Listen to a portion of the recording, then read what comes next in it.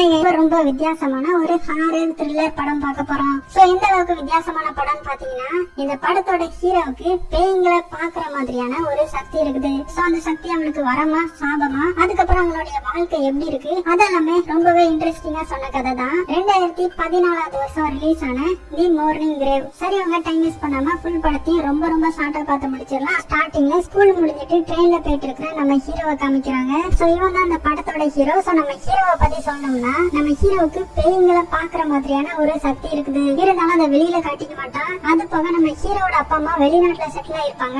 இப்ப இந்த சிட்டில நம்ம ஹீரோ மட்டும் தான் தனியா தங்கி இந்த மாதிரி படிச்சிட்டு இருக்கான். அது போக நம்ம ஹீரோவுக்கு இங்க இருக்கிறது சுத்தமா பிடிக்காது. அவனுடைய சொந்த ஊருக்கு போய் தான் படிக்கணும்னு ஆசைப்படுவான். இப்படி இருக்க நம்ம ஹீரோ ஒரு செயின் வச்சிருப்பான். இப்ப ஏதாவது ஒரு பேய் அவனுடைய பக்கத்துல வந்துச்சுன்னு வச்சுக்கோங்களேன், அந்த செயின்ல இருக்கிற டாலர் ஆட்டோமேட்டிக்கா சுத்த ஆரம்பிச்சிடும். சோ அது மூலமா இந்த இடத்துல பேய் இருக்குன்னு நம்ம ஹீரோ கண்டுபிடிச்சிருவான். இப்படி இருக்க இப்ப ட்ரெயின்ல போயிட்டு இருக்கான் பாத்தீங்களா, அப்ப அவனுடைய செயின்ல இருக்கிற டாலர் ஆட்டோமேட்டிக்கா சுத்த ஆரம்பிக்குது. அப்படின்னா பக்கத்துல அங்கேதான் பேய் இருக்கு. சோ அப்படியே சுத்தி முத்தி பாக்குறான். பார்த்தா ஒரு லேடி பக்கத்துல ஒரு பேய் நின்னுட்டு இருக்குது.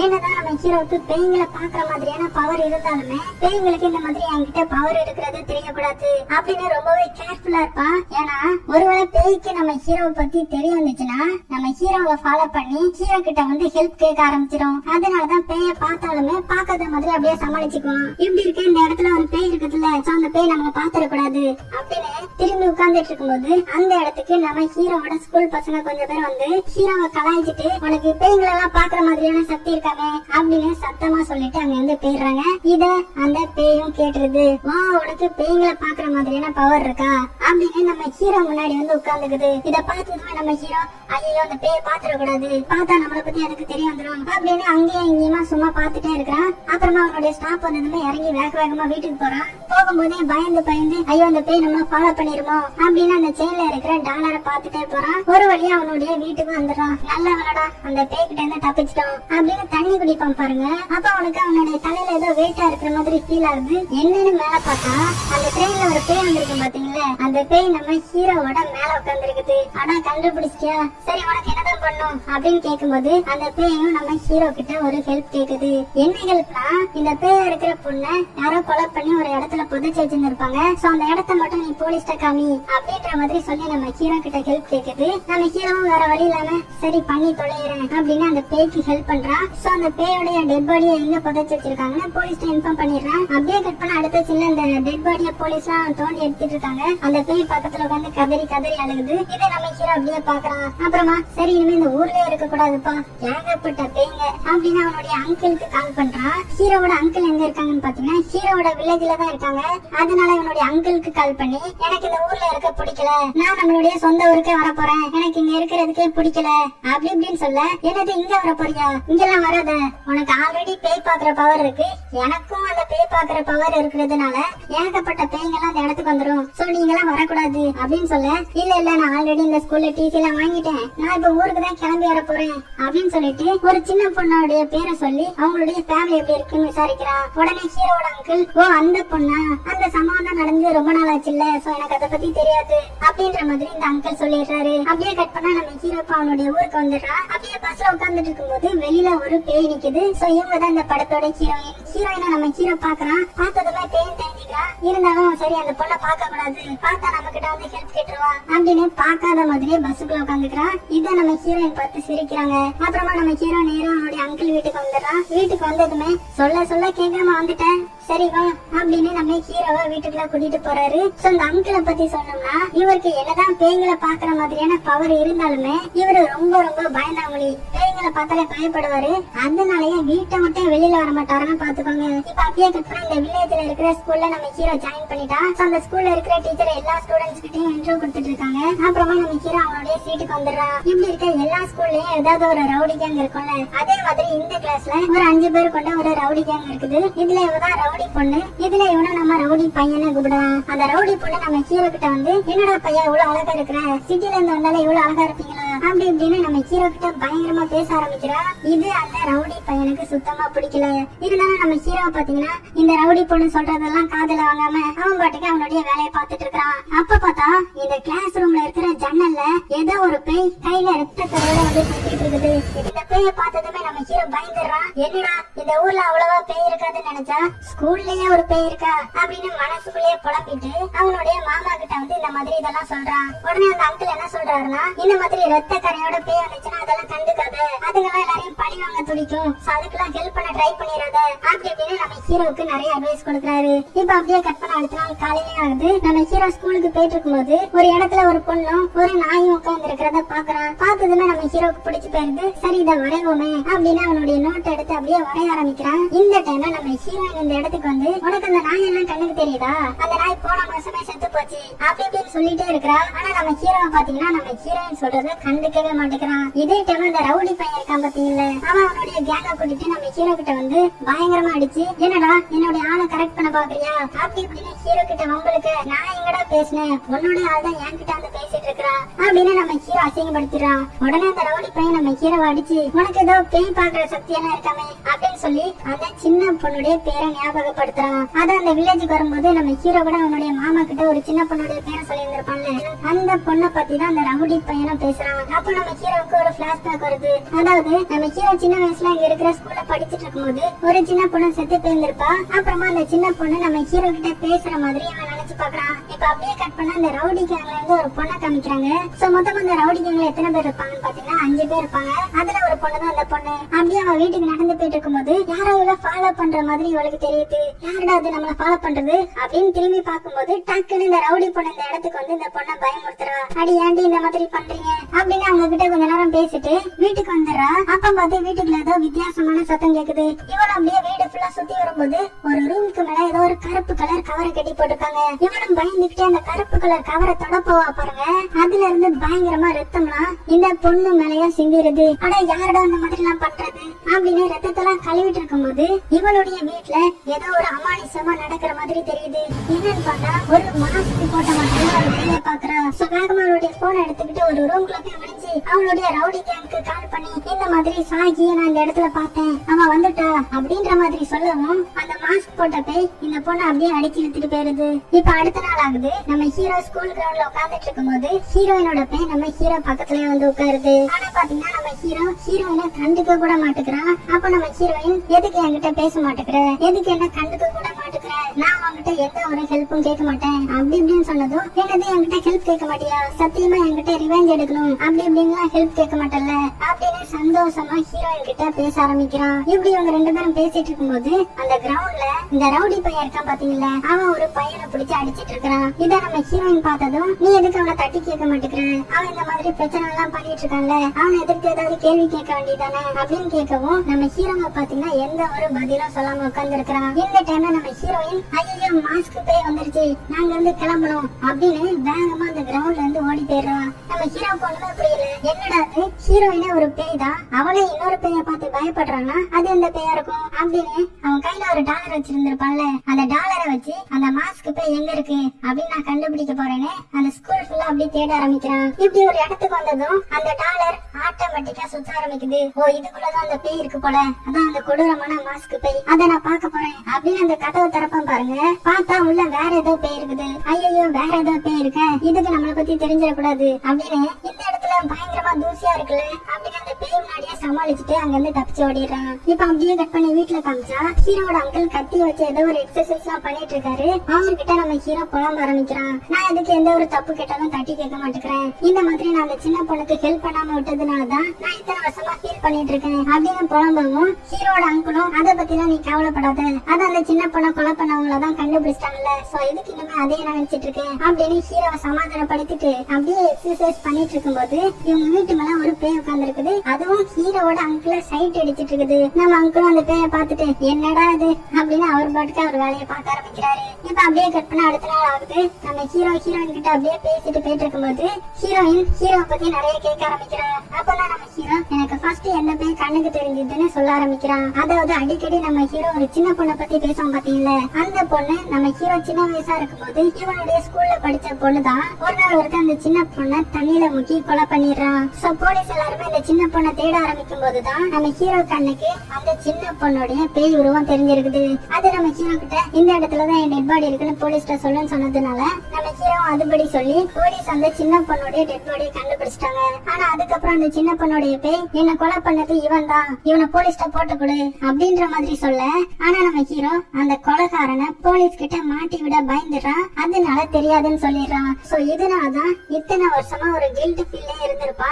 அந்த சின்ன பொண்ணுடைய ஆவியை என்கிட்ட சொல்லிச்சு, இருந்தாலும் நான் போலீஸ்ட சொல்லல, நான் ஒரு கொலை அப்படின்னு ரொம்பவே ஃபீல் பண்ணிட்டு இருந்திருப்பான். ஆனா ரீசெண்டா அந்த சின்ன பொண்ணை கொலை பண்ண கொலைகாரனை கண்டுபிடிச்சிருந்திருப்பாங்க. சோ நேரா நம்ம ஹீரோ அந்த சின்ன பொண்ணுடைய வீட்டுக்கு போறான். அங்க வந்தது அந்த சின்ன பொண்ணுடைய அப்பாவை பார்த்து ரொம்ப ஃபீல் பண்ண ஆரம்பிக்கிறான். உடனே அந்த சின்ன பொண்ணுடைய அப்பா, நீ தானே என் பொண்ணுடைய டெட் பாடியை கண்டுபிடிக்க உதவுன, அதான் இப்ப அந்த கொலைகாரனை தான் கண்டுபிடிச்சிட்டாங்கல்ல, சோ நீதான் ஃபீல் பண்ணாதப்பா அப்படின்ற மாதிரி ஹீரோவுக்கு ஆறுதல் சொல்ல, அந்த சின்ன பொண்ணுடைய ஆவி அந்த வீட்டுல இருக்கிறத நம்ம ஹீரோ பாக்குறான். நம்ம ஹீரோவுக்கு அது சிரிச்சுக்கிட்டே டாட்டா சொல்லுது. நம்ம ஹீரோவா ஆனந்த கண்ணீர்ல அந்த சின்ன பொண்ணுக்கு டாட்டா சொல்றான். சோ இப்பதான் நம்ம ஹீரோ அந்த கில்ட் ஃபீல்ல இருந்து வெளியில வரான். அப்புறமா நம்ம ஹீரோயினும் ஹீரோவும் நல்லா க்ளோஸா பழக ஆரம்பிக்கிறாங்க. அப்படியே கொஞ்சம் கொஞ்சமா லவ்வும் பண்ண ஆரம்பிக்கிறாங்க. இப்ப அப்படியே கட் பண்ணா ஸ்கூல காமிக்கிறாங்க. நைட் டைம்ல அந்த ரவுடி கேங்ல இருந்து ஒரு பையனும் ஒரு பொண்ணும் தனியா அங்க டைம் ஸ்பெண்ட் பண்ணிட்டு இருக்காங்க. அப்ப அந்த பொண்ணு, இரு நான் ரெஸ்ட் ரூம் வர போயிட்டு வந்துடுறேன்னு சொல்லி அப்படியே ரெஸ்ட் ரூம் கிளம்புறான். இந்த பையனும் சரின்னு சொல்லி அந்த டேபிள்லயே படுக்கிறான். அப்ப ஏதோ ஒரு வித்தியாசமான சத்தம் இவனுக்கு கேக்குது. என்னடா அது சத்தம் அப்படின்னு முழிப்பான் பாருங்க. பார்த்தா அந்த மாஸ்க் பையன் முன்னாடி வந்து அப்படியே இவனை அடிச்சு இழுத்துட்டு போயிருது. இந்த ரெஸ்ட் ரூம்ல இருக்கிற அந்த பொண்ணுக்கு இந்த சத்தம் கேக்குது. உடனே வெளியில வந்து இந்த கிளாஸ் ரூம்ல அவளுடைய பாய் ஃப்ரெண்ட தேடி பாக்குறா. ஆனா பார்த்தா அவனை காணோம். எங்கடா போனா அப்படின்னு சுத்தி பாத்துட்டு இருக்கும்போது அந்த இடத்துல இந்த மாஸ்க் இருக்குது. இதை பார்த்ததுமே பயங்கரமா பயந்து இங்க இருந்து ஓடி போன் எடுத்து ஒரு பொண்ணுக்கு கால் பண்ணி, சாகி வந்துட்டா சாகி வந்துட்டா அப்படின்ற மாதிரி கதறா. அந்த சைட்ல இருந்து, நான் தான் சாகி பேசுறேன் அப்படின்னு அந்த பேய் பேசும் பாருங்க. அவ்வளவுதான், அடுத்த செகண்ட் இந்த பொண்ணை அடிச்சு இழுத்துட்டு போயிருது. இப்ப அப்படியே கட் பண்ணி நம்ம ஹீரோவும் ஹீரோட அங்கிளும் டிவி பாத்துட்டு இருக்காங்க. இவங்க வீட்டு மேல ஒரு பேய் உட்காந்து இந்த அங்கிளை சைட் அடிச்சுட்டு இருந்துச்சு பாத்தீங்கல்ல, அந்த பேயும் இவங்க கூட உட்காந்து டிவி பாத்துட்டு இருக்குது. அப்ப டிவில ஸ்டார்டிங் சீன்ல ஒரு ட்ரெயின்ல இருந்து ஒரு பேய் வந்து ஹெல்ப் கிடைச்சு பாத்தீங்கல்ல, ஹீரோ கூட அந்த டெட் பாடியை கண்டுபிடிக்க ஹெல்ப் பண்ணி இருப்பான்ல, அந்த பொண்ணை கொலை பண்ண கொலைகாரனை கண்டுபிடிச்சிட்டோன்ற மாதிரி நியூஸ்ல போட்டுட்டு இருக்காங்க. இத பார்த்ததும் நம்ம ஹீரோ, ஆமா அந்த ஸ்கூல்ல ஏதோ மாஸ்க் போட்டு பேய் சுத்திட்டு இருக்காங்க, அது என்ன பேய், எதுக்கு எல்லா பேயும் அதை பார்த்து பயப்படுது அப்படின்னு அந்த அங்கிள்கிட்ட பேசிட்டு இருக்கும்போது இவங்க கூடவே ஒரு பேய் உட்கார்ந்து இருக்குல்ல, அந்த பேய் என்ன சொல்லுதுன்னா, அந்த மாஸ்க் போட்ட பேயோட பேரு சாகி, அவதான் இன்னும் அந்த ஸ்கூல்ல சுத்திட்டு இருக்கா அப்படின்ற மாதிரி சொல்ல, ஹீரோட அங்கிள் கேக்குறாரு, யார் அந்த பேய், எதுக்கு இவங்க சுத்திட்டு இருக்கா, அவளுக்கு என்னதான் வேணுமா அப்படி இப்படின்னு கேட்க, மறுபடியும் அந்த பேய் என்ன சொல்லுதுன்னா, சாகி சாகி தான் அவ பேரு அப்படின்ற மாதிரியே ரிப்பீட்டடா சொல்லிட்டே இருக்குது. சோ நம்ம ஹீரோ என்ன பண்றான்னா, அடுத்த நாள் கிளாஸுக்கு வந்ததும், சாகி நீங்க ஒரு பொண்ணு படிச்சுட்டா, அந்த பொண்ணுடைய போட்டோ எனக்கு கிடைக்குமா அப்படி இப்படின்னு கேட்க, ஒரு கண்ணாடி பொண்ணு நம்ம ஹீரோவுக்கு போட்டோ அனுப்புறதுக்காக திரும்புறா. ஆனா பாத்தீங்கன்னா அந்த ரவுடி பொண்ணு அவளை பார்த்து மறைச்சதுனால பயந்து அப்படியே அனுப்பாம விட்டுறா. சோ அந்த ரவுடி பொண்ணு நம்ம ஹீரோ கிட்ட, அவளை பத்தி எல்லாம் தெரியாது, அவ ஒரு நல்ல பொண்ணே கிடையாது அப்படி இப்படின்ற மாதிரி சொல்லி சமாளிக்கிறா. இப்ப இந்த ரவுடி கேங்ல யாரெல்லாம் இருக்கிறா, இந்த ரவுடி பையனும் இந்த ரவுடி பொண்ணு மட்டும்தான். ஏன்னா 3 பேரை தான் அந்த பேய் அடிச்சு தூக்கிட்டு போயிருச்சுல்ல. சோ எப்படி அவங்க காணாம போனாங்க, நம்ம ஃப்ரெண்ட்ஸ் எங்க போனாங்க அப்படின்றது இந்த ரவுடி பொண்ணுக்கும் இந்த ரவுடி பையனுக்கும் தெரியல. இப்படி இருக்கு நம்ம ஹீரோ ஹீரோயின் கூட சேர்ந்து டைம் ஸ்பெண்ட் பண்ணிட்டு இருக்கும்போது நம்ம ஹீரோவுக்கு ஒரு மெசேஜ் வருது. யாருன்னு பார்த்தா அந்த கண்ணாடி பொண்ணு நம்ம ஹீரோவுக்கு அந்த சாகின்ற பொண்ணுடைய போட்டோ அனுப்பி இருந்திருக்கா. அந்த சாகி பொண்ணுடைய போட்டோ பார்த்ததும் நம்ம ஹீரோ அப்படியே மறந்து போயிடுறான். சோ ஹீரோயின் கிட்ட அதை பத்தி கேட்கவும் நம்ம ஹீரோயினும் சாகிய பத்தி அவ ஒன்னும் சூசைட் பண்ணிக்கல, சூசைட் பண்ணதுக்கு காரணமே அவங்கதான் அப்படின்னு ஏதோ ஒரு கதையை சொல்றா. ஆனா அது என்ன கதைன்னு நமக்கு காமிக்கல. அப்புறமா நம்ம ஹீரோ நேரம் அந்த ரவுடி பொண்ணு ரவுடி பையன் கிட்ட வந்து, நீங்க தான் அவன் சூசைட் பண்றதுக்கு காரணம், சாகி உங்களை சும்மா விட மாட்டா, உங்களை பழிக்கு பழி வாங்குவா அப்படின்ற மாதிரி பயங்கரமா திட்டிட்டு அங்க இருந்து கிளம்பி போயிடுறான். இப்பதான் அந்த ரவுடி பொண்ணுக்கு ஒண்ணு தெரிய வருது, ஒருவேளை சாகி தான் நம்மளுடைய ஃப்ரெண்ட்ஸ் தூக்கிட்டு போயிருப்பாளோ அப்படி இப்படின்னு சந்தேகமா கேட்க, அதுக்கு அந்த ரவுடி பையன் ஒரு போட்டோ எடுத்து காமிக்கிறான். இதை பார்த்ததும் ஒருவேளை அந்த சாகி பொண்ணுடைய அப்பா தான் அதெல்லாம் பண்ணிட்டு இருக்காருன்னு நினைக்கிறேன், நம்ம போய் அவரை மீட் பண்ணலாம் அப்படின்னு பிளான் போட்டு இந்த ரவுடி பொண்ணும் இந்த ரவுடி பையனும் சாகி பொண்ணுடைய வீட்டுக்கு போறாங்க, அவளுடைய அப்பாவை பாக்குறதுக்காக. போறதுக்கு முன்னாடி நம்ம ஹீரோ கிட்ட இந்த மாதிரி நாங்க சாகி வீட்டுக்கு போறோம் அப்படின்னு மெசேஜ் பண்ணிட்டு போறாங்க. அப்படியே கட் பண்ணி நம்ம ஹீரோவை காமிச்சா, ஹீரோவனுடைய அங்கிள்கிட்ட பேசிட்டு இருக்கும்போது இவங்க அனுப்புன மெசேஜ் வருது. இத பார்த்ததுமே நானும் அந்த சாகி வீட்டுக்கு போய் ஆகணும், இல்லன்னா அந்த மாஸ்க் பை இவங்க ஏதாவது பண்ணிரும், சோ நான் சீக்கிரமா கிளம்புறேன்னு சொல்லி வேக வேகமா அங்க இருந்து கிளம்பும் போது இந்த அங்கிள் இருக்கார்ல, அவரு நம்ம ஹீரோவுக்கு ஒரு கத்தியை கொடுத்து, இது ஒரு சக்தி வாய்ந்த கத்தி, இது எதுக்கு உன்னுடைய சேஃப்காக வச்சுக்கோன்னு நம்ம ஹீரோ கிட்ட கொடுத்து அனுப்பி வைக்கிறாரு. நம்ம ஹீரோ அந்த கத்தியை வாங்கிட்டு வேக வேகமா சாகியோட வீட்டுக்கு வந்து பாக்குறாரு. பார்த்தா சாகியோட அப்பா மட்டும் வெளியில வராரு. அவரையும் பாக்குறதுக்கு ஏதோ பேய் அடிச்ச மாதிரி இருக்காரு. உடனே நம்ம ஹீரோ வேக வேகமா வீட்டுக்குள்ள போய் பாக்குறான். பார்த்தா அந்த ரவுடி பொண்ணும் ரவுடி பையனும் செத்து கிடக்குறாங்க. அந்த சாகி பேய் இவங்களையும் கொண்டுட்டா. மொத்தமா 5 டெட் பாடி இந்த சாகியோட வீட்டுல இருக்குது. ஐயோ இப்படி ஆயிருச்சு, கொஞ்சம் லேட்டா வந்துட்டோம் போல அப்படின்னு ஃபீல் பண்ணிட்டு வேற ஏதாவது அந்த வீட்டுல கிடைக்குமான்னு சர்ச் பண்ணி பார்க்கும்போது ஒரு கபோர்ட நம்ம ஹீரோ திறக்கிறான். அப்ப பாத்தீங்கன்னா உள்ள ஒரு ஸ்கூல் பொண்ணோடைய டெட் பாடி இருக்குது. மூஞ்சில ஒரு மாஸ்க போட்டுக்கிறா. சோ நம்ம ஹீரோ அந்த மாஸ்க் எடுக்கிறான். எடுத்ததும் இப்பதான் ஒரு பெரிய ட்விஸ்ட் என்னன்னா சாகின்ற பொண்ணு வேற யாரும் கிடையாது, நம்ம ஹீரோயின் தான். அப்புறமா அப்படியே நம்ம ஹீரோயினோட வாழ்க்கையில என்ன நடந்துச்சுன்றத ஒரு பிளாஷ்பேக்கா காமிக்கிறாங்க. சோ நம்ம ஹீரோயின் இந்த ஸ்கூல் படிச்சிட்டு இருக்கும்போது இந்த ஸ்கூல்ல ஒரு கண்ணாடி போட்ட பொண்ணு இருக்காங்க. அந்த பொண்ணை இந்த ரவுடி கேங் பயங்கரமா டிஸ்டர்ப் பண்ணிட்டே இருக்காங்க. பயங்கரமா திட்டிக்கிட்டு அவளை வச்சு இந்த ரவுடி கேங் பயங்கரமா ஃபன் பண்ணிட்டு இருக்காங்க.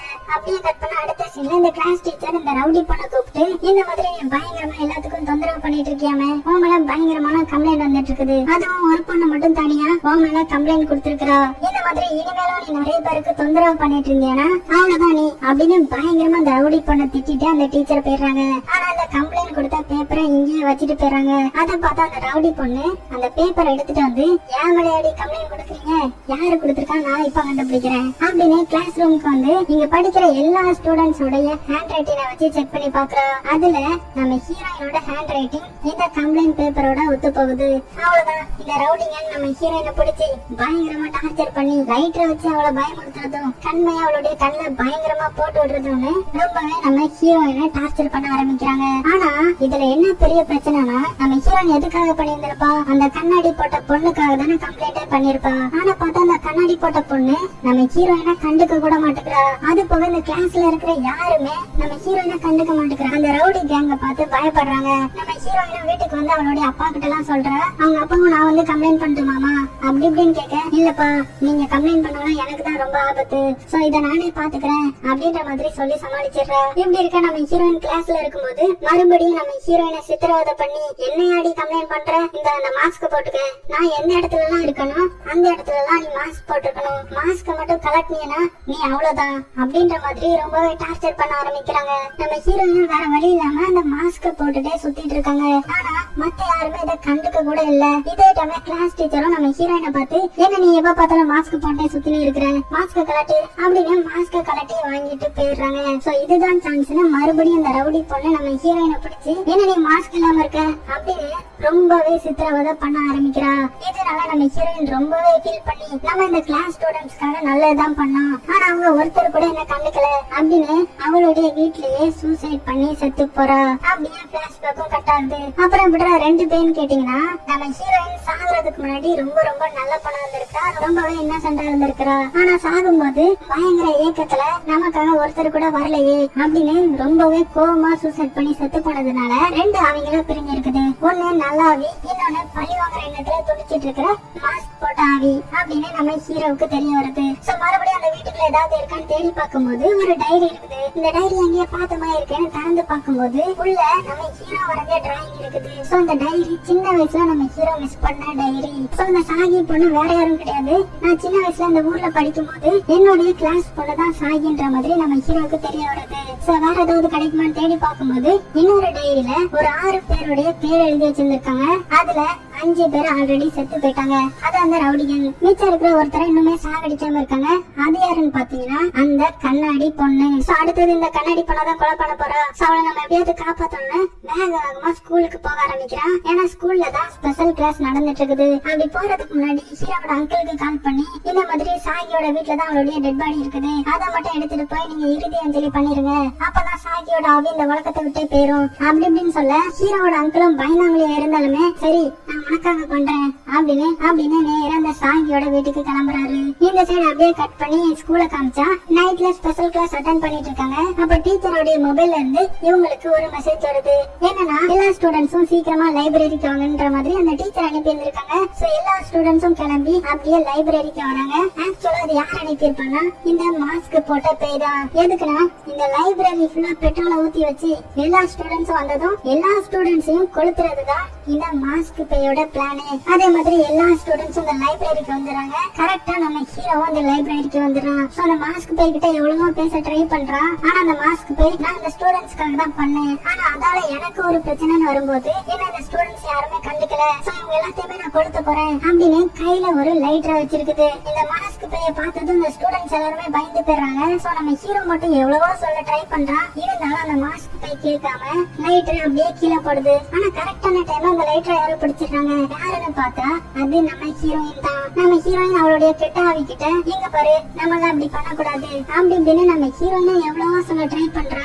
இருந்தாலும் அந்த மாஸ்க் போய் நம்ம ஹீரோயின் சொல்றதையும் கேக்குற மாதிரி இல்ல. அப்படியே டக்குன்னு மறைஞ்சு போய் அங்க இருக்கிற ஸ்டூடெண்ட்ஸ் உடம்புக்குள்ள போய் மறுபடியும் கொலை பண்ண ட்ரை பண்ணுது. உடனே நம்ம ஹீரோ வச்சு இந்த செயின் எடுத்து யார் உடம்புக்குள்ள அந்த மாஸ்க் போய் பேருக்குன்னு அந்த டாலரை சுத்த வச்சு கண்டுபிடிச்சிடா. அது அந்த கண்ணாடி போட்ட பொண்ணு உடம்புக்குள்ள தான் போயிருக்கும். அப்புறமா நம்ம ஹீரோ அந்த மாஸ்க் பேய் கிட்ட வந்து சாகி வீட்ல இருந்து எடுத்த அந்த டைரியை காமிக்கிறான். இப்ப அப்படியே ஒரு சின்ன பிளாஷ்பேக். என்னன்னா சாகியும் நம்ம ஹீரோவும் சின்ன வயசுல நல்ல ஃப்ரெண்ட்ஸா தான் இருந்திருப்பாங்க.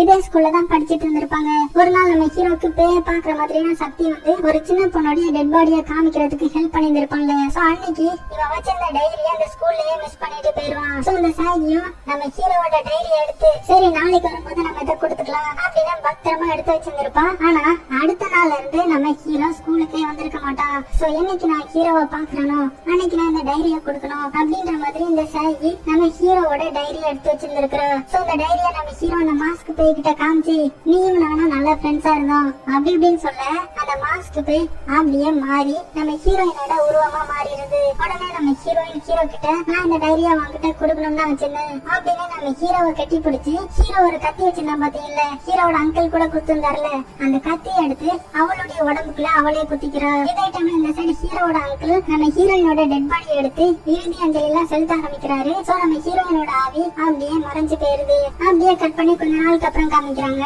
நம்ம ஹீரோயினோட கல்லறைக்கு எல்லா ஸ்டூடெண்ட்ஸும் வந்து அஞ்சலி செலுத்துறாங்க. நம்ம ஹீரோ மட்டும் கதறி கதறி அழுகிறான். இப்ப அப்படியே கட் பண்ணி 5 வருஷம் கழிச்சு காமிச்சா நம்ம ஹீரோ வேலைக்கு கிளம்பிட்டு இருக்கான். அதே டைம்ல ஹீரோவோட அங்கிள் இருக்காருல, அவரை கூட ஒரு ஆவி சைட் அடிச்சிட்டு இருந்துச்சுல்ல, அந்த ஆவியும் அந்த அங்கிளும் விளையாண்டுட்டு இருக்காங்க. இத பார்த்த நம்ம ஹீரோ பேசாம நீங்க 2 பேரும் கல்யாணம் பண்ணிக்க வேண்டியதானே அப்படின்னு கிண்டல் அடிச்சுட்டு புது வேலைக்கு வரான். எங்கன்னு பார்த்தா இவன் படிச்ச அந்த ஸ்கூலுக்கு புது ட்ரைனிங் டீச்சரா வந்திருக்கான். சோ ஹெட் மாஸ்டர் நம்ம ஹீரோவா அங்க இருக்க எல்லா ஸ்டூடெண்ட்க்கும் இன்ட்ரோ பண்ணி வச்சுட்டு கிளம்பிடுறாரு. நம்ம ஹீரோவும் எல்லா ஸ்டூடெண்ட்ஸ்டையும் பேசிட்டு கடைசி ரோல பார்த்தா ஒரு பேய் உட்கார்ந்து இருக்குது.